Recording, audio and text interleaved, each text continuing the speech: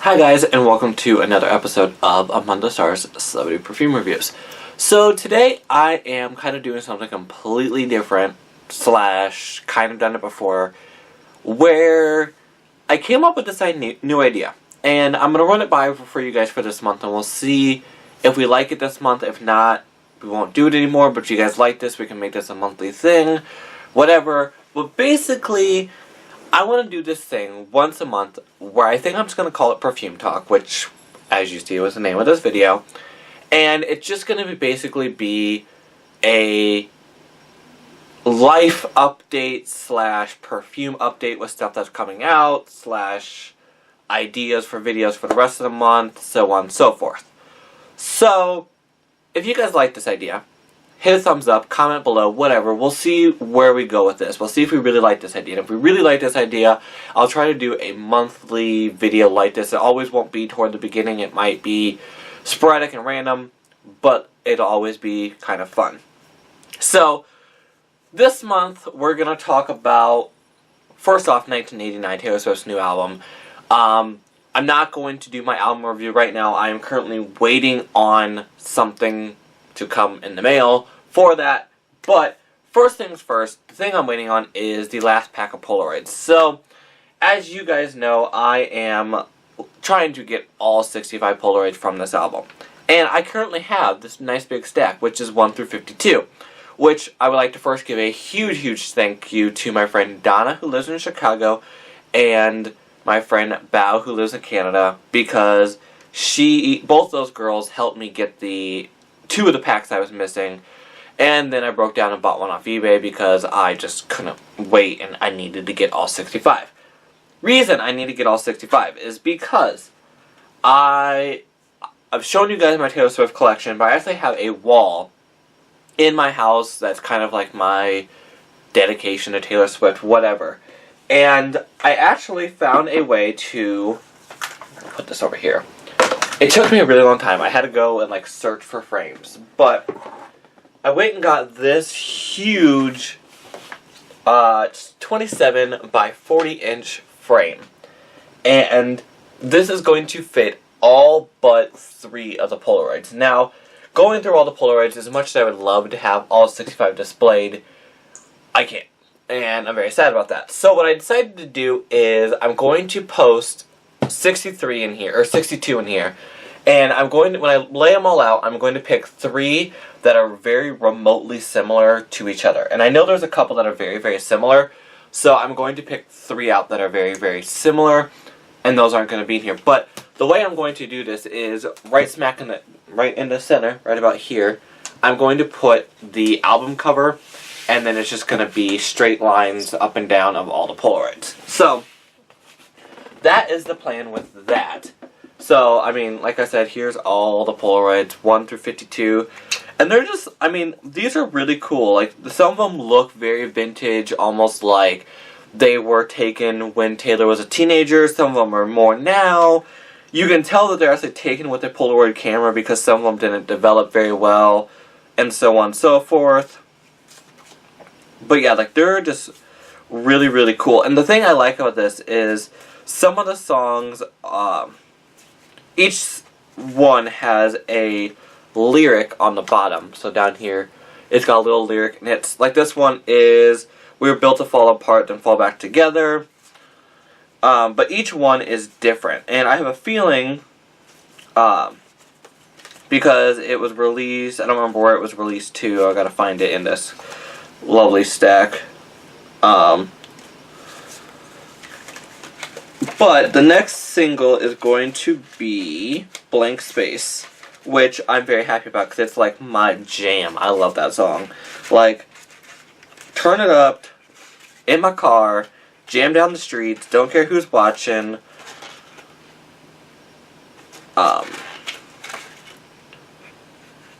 So this, I believe, is the one. This is number 33. And it looks like this. And it says on the bottom, "Boys only want love if it's torture." Now, I believe this is the right one. That is the single cover, but up here it says, on this side it says T Swift, and then this side it says Blank Space. And then the cool thing is, on the back of the Polaroid, it actually tells you what number it is, and then it tells you Taylor Swift, and then it's got this really cool, like, Polaroid looking back thing. But anyway, so yeah, I think as the album releases singles, I think our single covers are going to be based off these Polaroids, and we're just going to get a small lyric snippet out of all of that. So, there's that. Other Taylor Swift news. Can we take a second and realize that this woman, as much as I love her, she is slaying right now. She is on top of the world. She is everywhere, and I love it. Sorry, I have so much stuff I'm moving around so I can talk about all this. But anyway, she is just slaying. So, since, and now this is not going to be any particular order, but since the announcement of 1989, Taylor Swift has been on the cover of the following: Rolling Stone. Now this one is framed because I do have some displayed on my wall, and I have her previous 2 Rolling Stones, so I figured this one was perfect to go on there. She's been on the cover of the UK Vogue, which I would like to thank my friend David from the UK for sending this to me, because I got this one now, thank goodness. She was on the cover of People, and on the 40th anniversary edition at that, and she is mimicking the first ever People magazine issue, which was issued by Mia Farrow back in March 4th of 1974. She basically recreated it, did her own little twist on it, but it's very similar. She is on the November 2014 issue of In Style. She's on the cover of Nashville magazine, and on the cover of Fashion magazine. And this one I would like to give a huge thank you to my friend Melissa, who lives in Canada. She helped me get this. Very grateful for this one. This was one I did not think I was going to be able to get, but thanks to her I also got. Now, the other thing with all the magazines is Taylor is going to be on the cover of 23 issues of Cosmo. So what this means is, across the world and all the different countries that Cosmo is released in, there's 23 countries that are getting Taylor on the cover. Now, I don't know what countries I can all get here. I know at Barnes & Noble they have, I think the Spanish one and the French one maybe. But I'm probably going to be on the hunt in the month of December for trying to get all 23 issues of Cosmo. Now, she was also on the cover of Harper's Bazaar in Germany, which I'm trying to get that one. That one's on the current works of getting. But yeah. Speaking of thank yous to my friend Melissa from Canada, I'd also like to thank her for this. Now, she got me this awesome 2015 Taylor calendar, which is very Red-ish, if that makes sense. It's got some of the pictures from Red, similar. It's not so much as close to 1989, but that was probably because they didn't want to reveal too much, and I know that this calendar was promoting before the actual album got announced. So, yeah. Other fun stuff I want to talk about. We're going to talk about Halloween really quick. So, Halloween, as you guys know, is one of my favorite holidays. I'm obsessed with Halloween. Love Halloween. We had a Halloween party here, and last year for Halloween I was Taylor Swift, and our Halloween party this year was very last minute, and wasn't really 100% sure on what was going on with it, and I decided to go as Britney Spears. It was very, I just kind of reused part of the outfit from Taylor, added some stuff to it, and became Britney. So, that worked quite well in my favor. I got very highly intoxicated very quickly. It was a very fun night. But on top of that, I'm a little too old to go trick-or-treating, I guess is the easiest way to say this. I cannot go trick-or-treating anymore. I'm pretty sure if I were to go trick-or-treating, people would look at me and be like, okay, no, I'm not giving you any candy. But I always loved going trick-or-treating, and I always loved that aspect of getting candy and having like an assortment of candy, and you technically don't have to pay for it, but you kind of do because you have to go out in costume. But anywho, so I made this joke on my Facebook, and I said I was just gonna hire a small child to go trick or treating for me. Like, I was gonna be like, here, go get a bucket for you, go get a bucket for me, and we'll call it good. Well, my beautiful husband saw that Facebook post and decided to one-up it, and went the day after Halloween to all of the local stores, and he got me this. First off, look how big this bucket is. So, he got this bucket, and I mean, it is, I have not eaten much, and it is chock full of all kinds of candy. I mean, it's got sour, pucker, pack, dippin', warhead things. It's got Jolly Rancher suckers, Twizzlers. It's got Dots, Tootsie Rolls, Nerds, Smarties. I mean, it has got everything. And it was, like, he surprised me with it, and it was awesome, and now I just have to, like, eat it all, which is going to take a very long time, because there's a lot of candy in there, and it's just, yeah. The other thing was, a while back, my wedding ring broke. Like, I don't know if you guys saw my wedding ring I had before, if I ever showed it to you, you guys kind of just saw it on camera or whatever, but last winter, it got super cold here, and I went to go get in my car, and like the band itself snapped. Like, it didn't break off my hand or anything, it just kind of snapped down the seam, and I went and got it fixed, and within like 4 months of getting it fixed, where they fixed it broke, and like a big chunk came out of the ring, and it was like, I mean, there was like a gap like that big across the back of my ring. Like, basically the whole back of my ring was open, and my husband decided that it would be a better idea / a cheaper idea to get a new ring instead of getting, like, replacing that same ring again and getting to fix it again. And so he surprised me with this, and it finally came in. We've been waiting for it to come in, and he got me this new thing. I might get my camera to focus on it. My new ring, which I love because it's really different, and it's very, like, dark. It's pink and black and with some little smaller diamonds in there and whatnot. But the fun thing about this is, in like this lighting / normal lighting, the pink is not very bright or very prominent or whatever you want to call it. But when you hit the sunlight and like when you go out in like natural daylight, the pink brightens up a lot. And the reason we decided on the pink was because it looked really cool with the black, but at the same time, pink is his birthstone, so we decided I liked that idea and it was fun. So there's that. I really like it. It's 2 separate rings, but I would keep it as one just because it looks cool as one. Now, let's get into my perfume version of the perfume aspect of this video. So, this month, for reviews, I'm not 100% sure on how I want to set these reviews out. Because I have 4 perfumes here that I want to review. And then I know I'm going to have a perfume or 2 come this month that are newer, because I have some announcements to show you.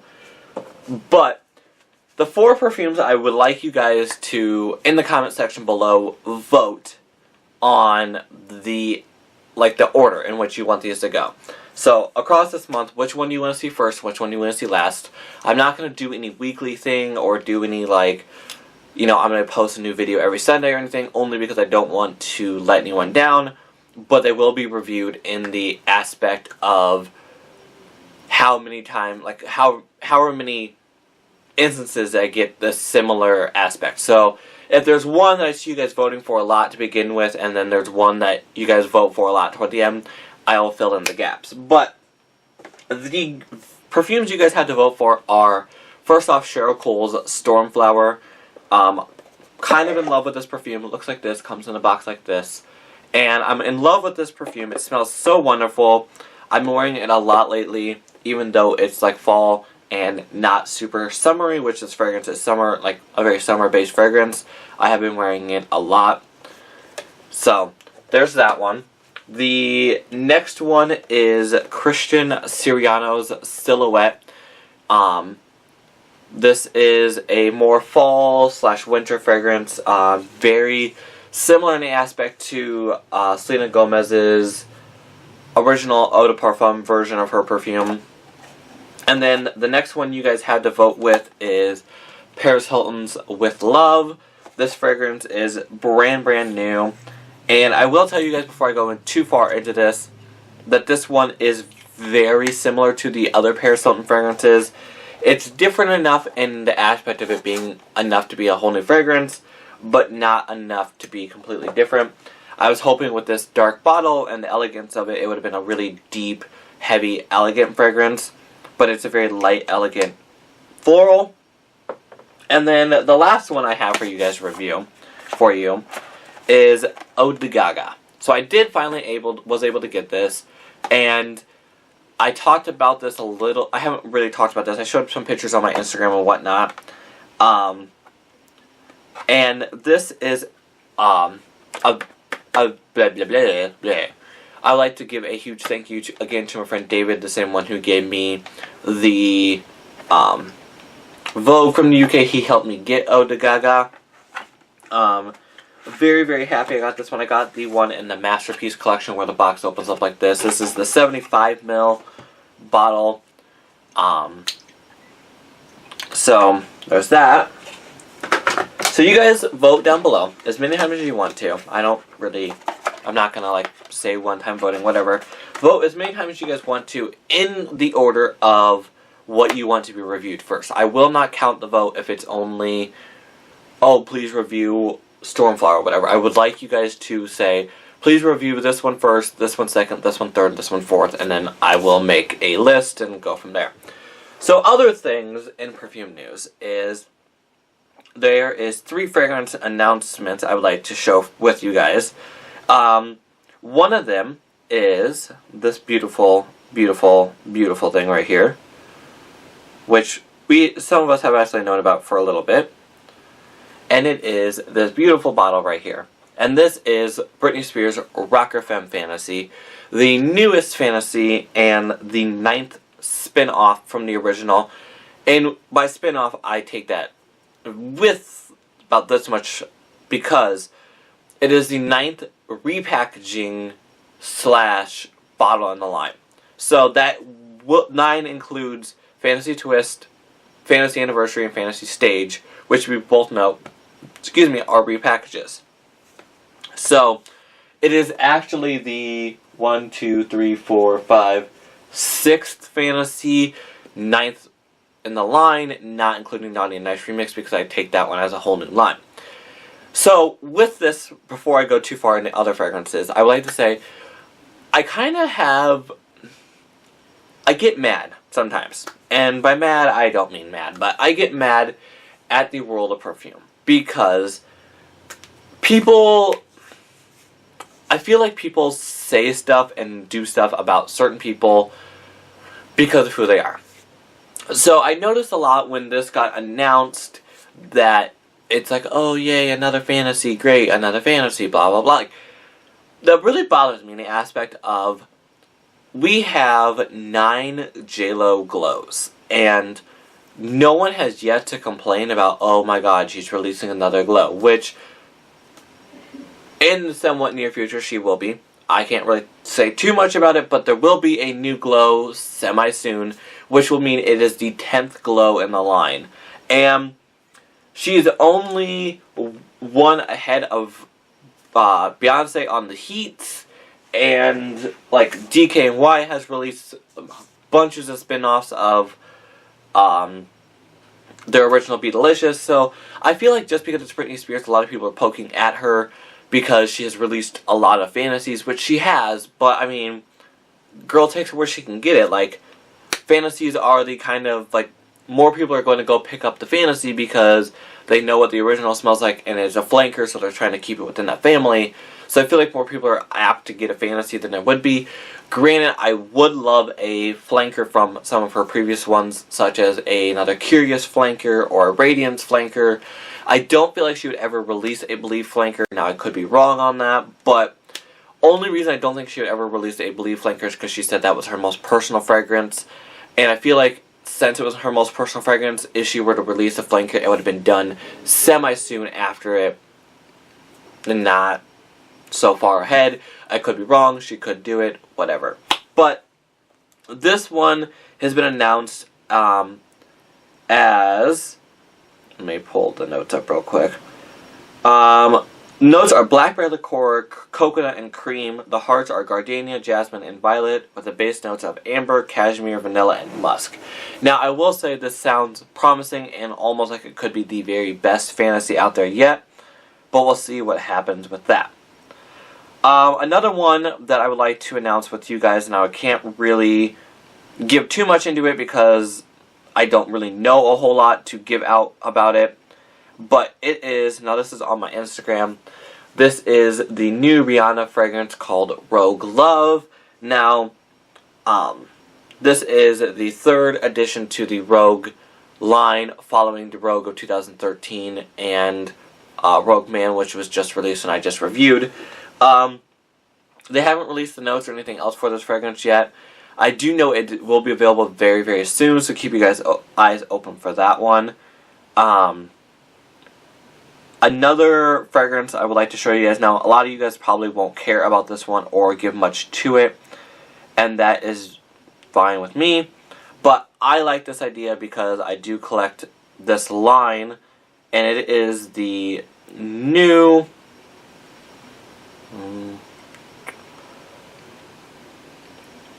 get the image pulled up here. The new Escada fragrance. This one's called Turquoise Summer. Now, Escada is a design house that they release a fragrance for summer every single year. They do release other fragrances, but every single summer they do release a new summer fragrance. So last year they released Born in Paradise. The year before they released Cherry in the Air, and they kind of just go on. Well, I decided when I first started collecting, and I smelled the first one that was corresponding to the year I started collecting, I was going to collect them per year I'm reviewing / collecting, whatever. So I will be getting this one, and this one sounds very promising because the notes are... top notes are pineapple, strawberry, and tutti frutti accord. The heart is florals with the base notes of vanilla and black currant. Now, I'm excited for this one and not at the same time, because I feel like if a fragrance has too much fruit in it, it can become a very sour fruit salad, and it does not smell great because it gives this really bad aspect to it. But I feel like this one will... it very well could be, because it's a very summery, and Escada is very good at mixing their fruits with their florals and so on. So there's that. Now, one thing I did forget to mention to you guys that I just want to throw out there, because I did have a lot of people ask me about this when I posted on my Instagram, and I will bring up a little bit more about this in my review of the album, but I forgot to post it, or say it a little bit ago. So, on my Instagram, I posted this picture, and some of you guys saw it, and it had this little thing on it. It said, "We begin our story in New York. There once was a girl known by everyone and no one. Her heart belonged to someone who couldn't stay. They loved each other recklessly. They paid the price. She danced to forget him. He drove past her house he drove past her street each night. She made friends and enemies. He saw her in his dreams. He only saw her in his dreams, sorry. Then one day he came back. Timing is a funny thing, and everyone was watching. She lost him, but found herself, and somehow that was everything." So the reason I posted this was because it is a small story, and it corresponds with 1989 in the aspect of every year Taylor Swift has released an album, or every album Taylor Swift has released, there's always been a secret message in the album. Now, normally when it comes to a secret message, they are, what's the word I'm looking for here? They're like small little things. So like Back to December's secret message was Tay, and then I remember on Red there was like maple lattes and stuff like that. So there never really have been a story until now, and I really like the aspect. It was a fun little story that kind of gave this bigger aspect into what 1989 was all about. So, there's that. I mean, 'tis what it is. So, thanks so much, you guys, for watching. As always, follow me on Twitter, @Perfume, and Instagram, Among the Stars Perfume, blah blah. Links are in the description below. And if you like this idea of a perfume talk once a week, where I just kind of sit here and ramble about whatnot, go ahead and hit thumbs up and tell me down below in the description. And as always, guys, have a great day. Bye.